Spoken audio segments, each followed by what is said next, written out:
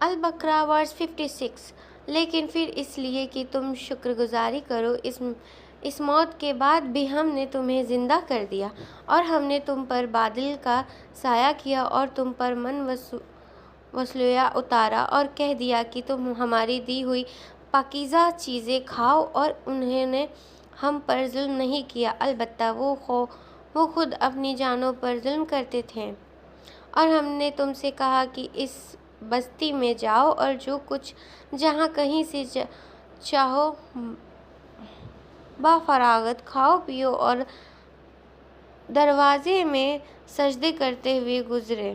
اور زبان سے حتیٰ کہو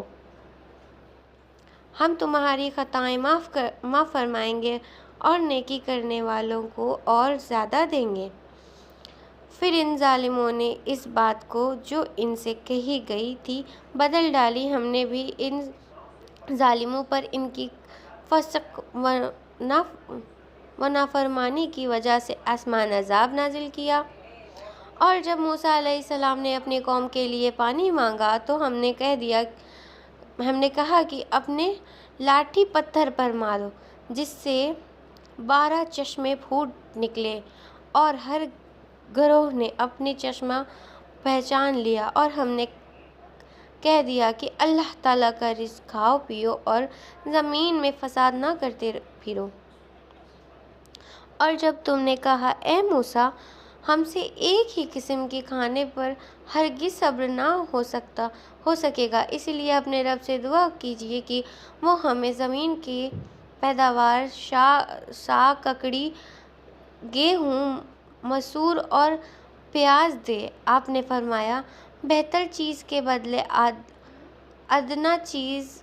کیوں طلب کرتے ہو؟ اچھا شہر میں جاؤ، وہاں تمہاری چاہت کی یہ سب چیزیں ملیں گی۔ ان پر ذلت اور مسکینی ڈال دی گئی اور اللہ تعالیٰ کا غضب لے کر وہ لوٹے، یہ اس لیے کہ وہ اللہ تعالیٰ کی آیتوں کے ساتھ کفر کرتے تھے اور نبیوں کو ناحق قتل کرتے تھے۔ یہ ان کی نافرمانیوں اور زیادتیوں کا